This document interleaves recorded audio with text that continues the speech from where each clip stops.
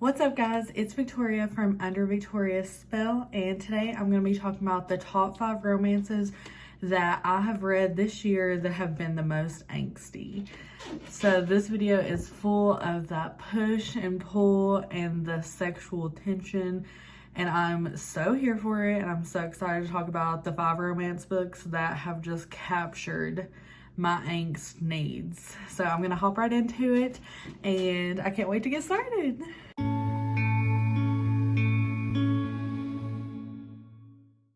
Okay, so the first book is Free Fall by Sarah Kate, and this is the second book in the Wild Boys duet. I really enjoyed book 1, but book 2 is definitely where the angst is at, okay? This book had me like turning the pages because I wanted to know what was going to happen for these characters.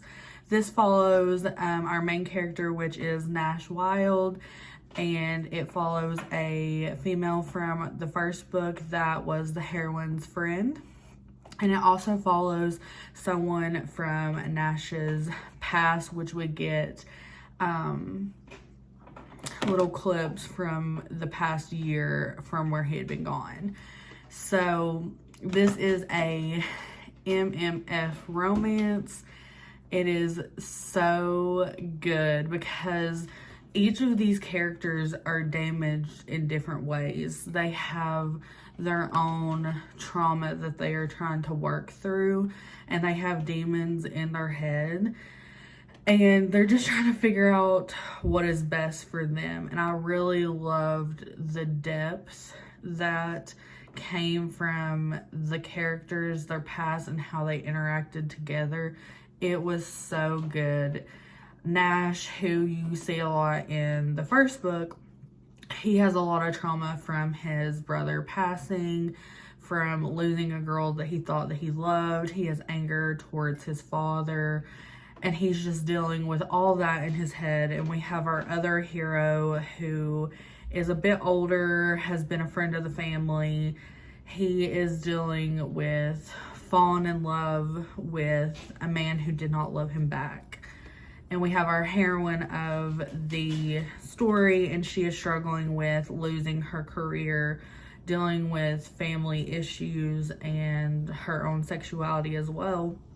And you have put these 3 people on the island together, and they're just fighting their demons and falling in love with each other at the same time. The angst was so good because you have that mix of like what's right and what's wrong, and it is just so good. You have to check this out. I know a lot of people are very controversial about Nash, but he was a very redeemable character in my eyes. In book 1, I was like, oh my god, I do not know how he is going to be redeemed, but this story was so good. Please check your trigger warnings before you read this book, because there is some trigger warnings, but this is so good. The angst just had me the whole time. So that was one of the angstiest books that I have read this year. The next one is Birthday Girl by Penelope Douglas. And I was going through my list, and I was like, dang, this book like really did have some good angst, because the characters in the book didn't even kiss, I think, until like 68% into the book, and I was dying for this kiss, okay? So this follows our heroine as she has lost her apartment with her boyfriend, and her boyfriend move into his father's house. So this is an age gap romance, and I really do like the heroine's boyfriend in here. He's a very damaged character as well, and he's definitely redeemed by the end of the book, but he does not treat our heroine correctly at all. Like, he leaves her, and he's just not a good boyfriend. So we have the boyfriend's dad, our heroine of the book, pick up the slack, has taken you know, our heroine and his son in, and making sure that they are fed and that they're okay. I really loved the chemistry that these two characters had, because he is older, but she's kind of like an old soul because of how she grew up and where she came from. And so like they bonded on like a really different level that I just hadn't seen this so far in the year of books. And I really loved that you really got to see their friendship and their connection grow over the time. But let me just tell you, by the time 68% of this book, when they finally kiss, I was like ready for some fireworks, because they were just so perfect together. They're a couple that, if I had to think about all couples, I know they would make it in the long haul, because they worked really hard for where they got in their relationship. And it is so freaking good. If you have not read Birthday Girl yet, please pick it up. I waited forever to pick it up, and I wish that I didn't, because it was so good, and I really love the characters from Birthday Girl. So the next book is a book that I've already talked about so many times, but this book just gave me all the angsty feels. I could not sit still while I was reading this book. I was just like talking to myself, and I was just so getting excited because I wanted these characters so bad to work out. This is a reverse harem novel, and that's Broken Bonds by Bree. This is book 1 in the Bonds That Tie series. I don't care what anybody says, this book gave me an angst feast, okay? Like, this book was so angsty because she has 5 other bonds. So, like, you're getting that sexual tension, that hate to love tension coming from your 5 men.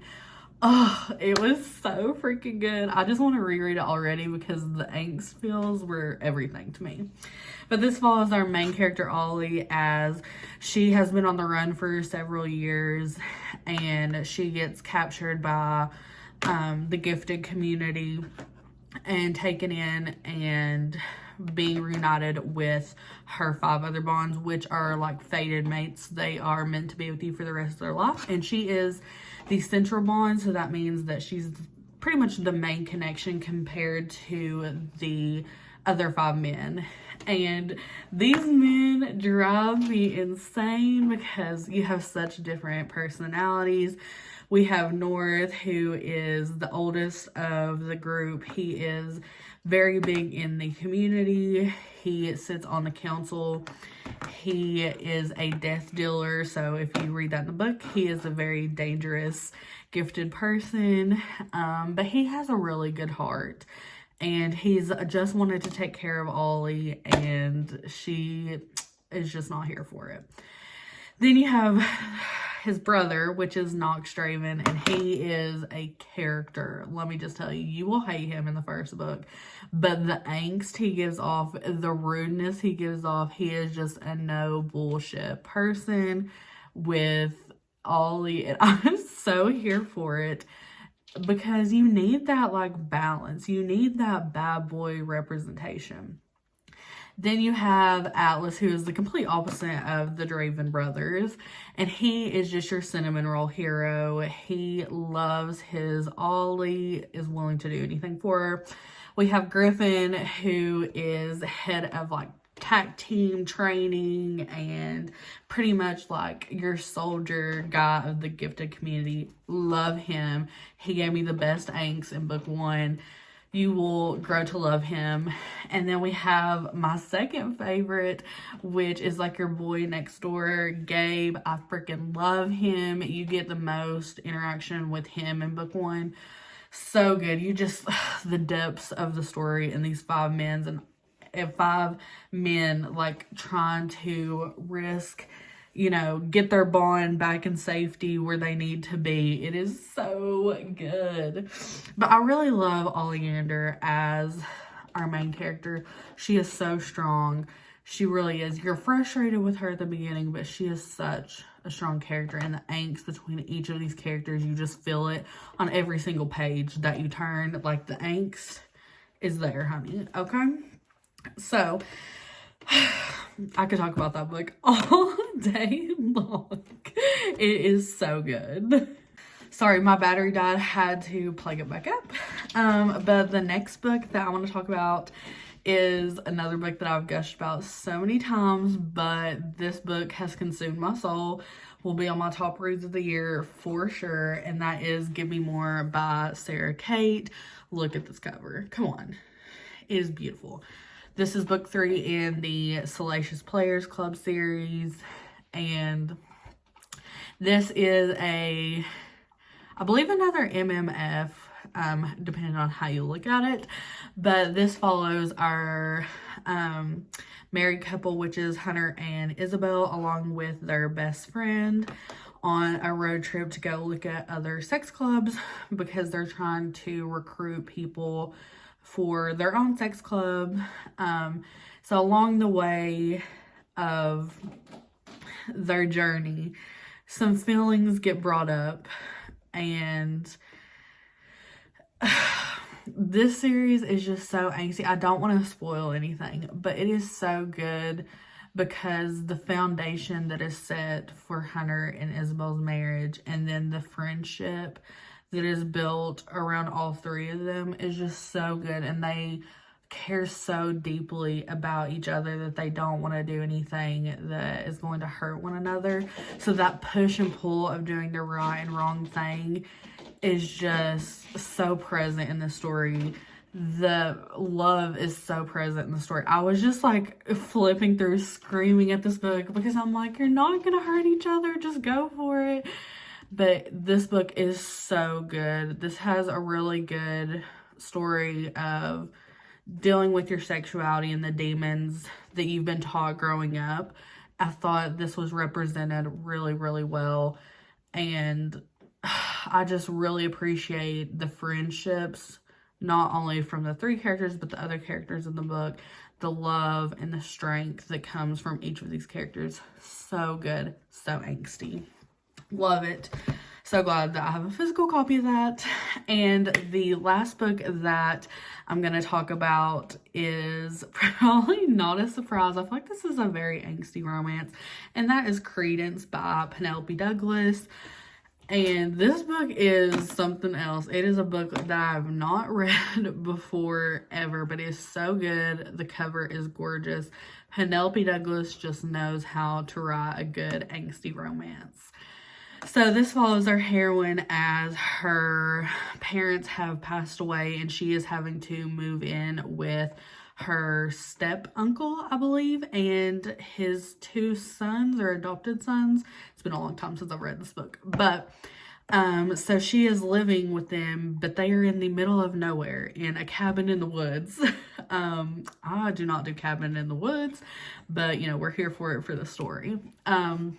So she starts to live with them, and they each have very different personalities, and they're trying to deal with how to live with each other because they're a bunch of mountain men who do not come off this mountain very often. So now they have a female in the house, and they're having to act very differently. But the angst is just there because you have the uncle who, you know, is wanting her to feel welcome, but really doesn't know how to deal with her because he has 2 men living in his house, never a female before. And their banter is really good. You have one of the sons who doesn't speak, that just disappears. He's like a black sheep of the family, and he is angsty. He is troubled within himself.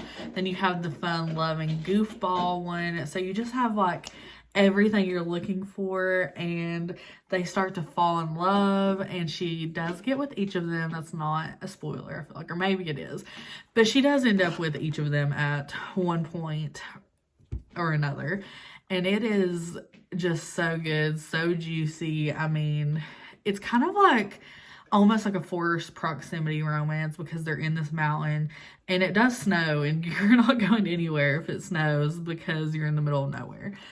So it is so freaking good. This book frustrated me so bad.